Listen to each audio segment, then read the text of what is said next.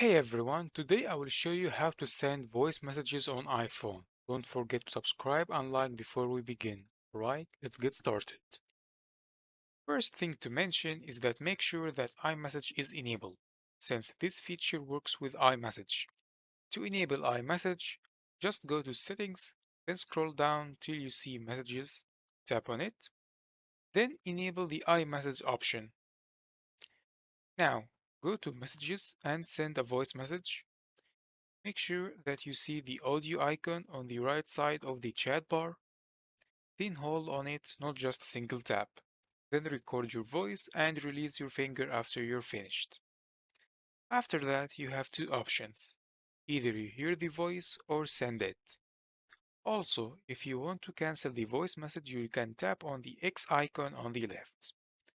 That's it for today's tutorial. I hope you found this video helpful. Thank you.